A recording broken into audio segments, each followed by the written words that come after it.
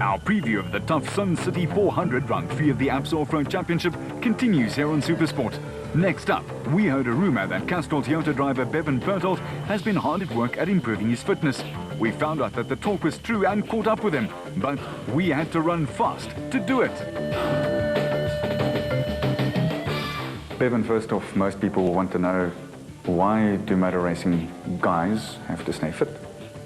Look, when you start racing, it's all about fun and that. You get better and better, and you start looking for the edge to improve yourself. How do I improve myself? Yes, you work on the car. Now, all of a sudden, I've got a team that's doing very well for me. Toyota provide me with everything. They don't hold back. They do great mechanics job. They do great everything they're doing. So you've got to put 100% in. And it's nice when you're finishing third, second, whatever, but the difference between finishing third and winning is that there's a major difference. And that is the ultimate edge. And what happens is that comes into effect in the last 100 Ks. And most of our races are 400 Ks or more, like the desert races, 1,000 for example. And you can notably, if you go and have a look at the times, that the guys slow down a bit and they lose that edge. And that is what will make you win or lose a race. And obviously with off-road racing, it's becoming faster and faster and faster. So it's to avoid attrition, and the only way to do that is to have the reflexes. Hence, I train with the boxing and with the squash and with the running, you know. And I've got personal trainers, and namely Sean Smith in the boxing field, which if I didn't have that, I wouldn't be able to maintain. You know, you've got to deal with that guy. You've got to be there at least 3 to 4 times a week.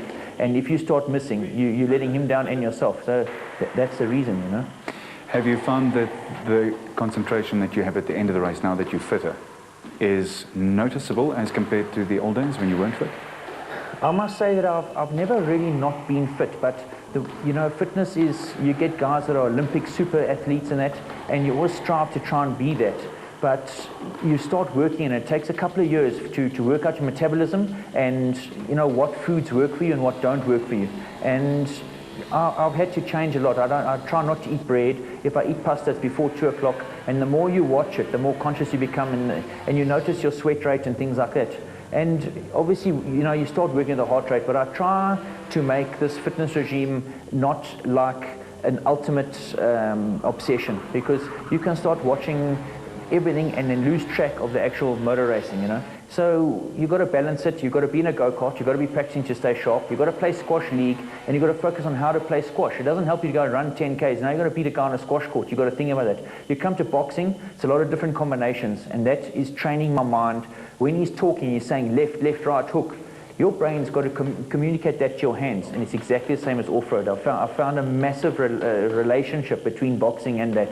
And obviously, you want to be sharp, you know, and I'm here to win ultimately and to get to Dakar. And if that's what it's going to take, I'm going to carry on going until I achieve that.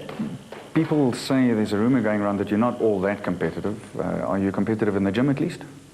Look, there's a number of guys out there that are going very quick, and there are, I watch on the TV at night, I go slowly through it, I watch a guy's driving styles, I watch everything.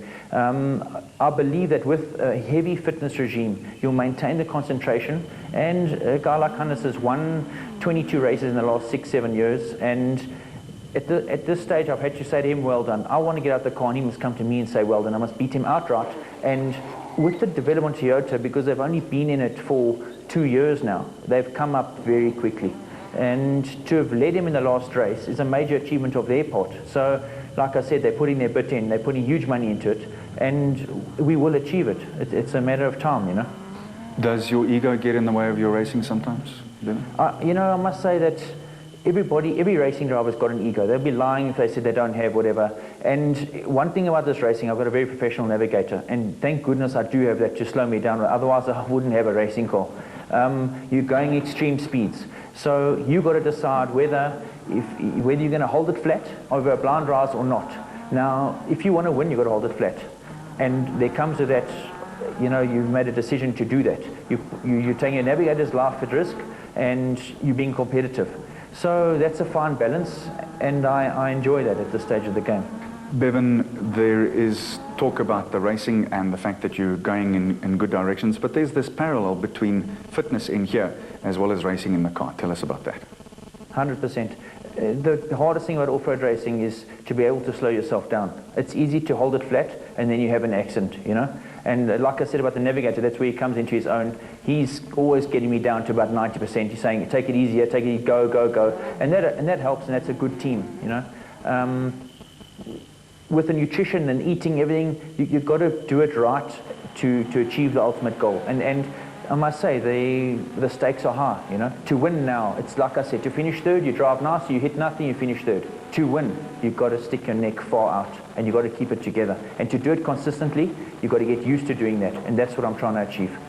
Lastly, give us a time frame on when Bevan Berthold will be in fine shape, in the best car that he's possibly got, really kicking butt out there. I'm giving myself this whole year.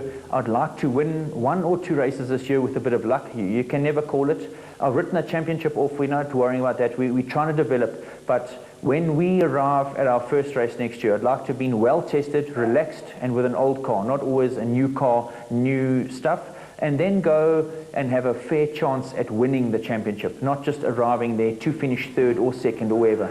So this year is about keeping it together.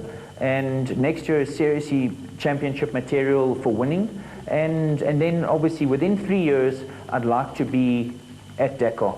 I need to do it once, and then I need to go and try and win with an overseas Navigator. There's no reason in the world. I mean, Janil is no superstar. He's just ground his way through it for a long time, and he's become very good at it. And there's no reason why I can't do that. Now that you've made the closer acquaintance of 2 of the main protagonists in the duel for supremacy at the City in the Sun, let's take a look at the other gladiators and their glittering steel chargers.